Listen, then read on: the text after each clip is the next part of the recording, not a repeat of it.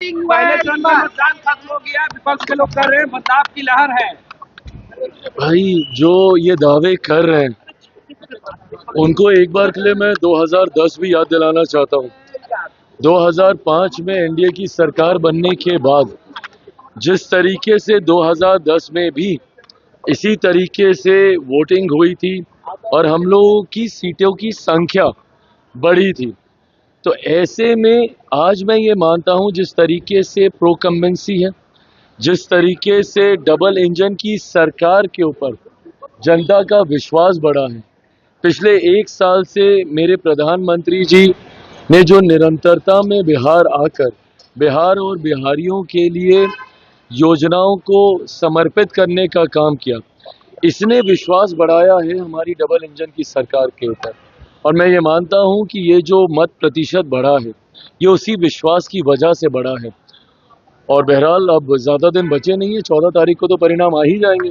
पर जो फीडबैक हम लोग के पास आ रहा है, जितने सर्वेस, जितने रुझान हम लोग के पास आए हैं, इस बात में हम लोग को कतई कोई संदेह नहीं है कि आउट ऑफ 121 सीट्स हम लोग 100 सीटें, 100 के आसपास की सीटें हम लोग बहुत आराम से जीत रहे हैं। मैं खुद अगर अपनी सीटों की बात करूं, 14 सीटों पर हम लोग चुनाव लड़ रहे थे, मैं मरोड़ा को भी उसमें जोड़ रहा हूं, जिसमें निर्दलीय प्रत्याशी को एनडीए ने अपना समर्थन दिया। अगर मैं उनकी भी मैं बात करूं तो 14 की 14 सीटों पर कल रात भर तक हम लोग फीडबैक ले रहे थे। 14 की 14 सीटें पॉजिटिव हैं और मैं मान रहा हूं कि ये सीटें भी हम लोग जीत रहे हैं। आज तेजस्वी यादव ने विजय सिन्हा का वीडियो ट्वीट करके कहा है, उन्होंने कहा है कि 14 नवंबर को ईवीएम की प्रिंटिंग निकलने वाला है। ये सारी बातें कहने का मैं समझ सकता हूँ, चुनाव का समय है, उनको भी अपने कार्यकर्ताओं के मनोबल को बढ़ाए रखना है, इसीलिए वो ये सारी बातें कह रहे हैं।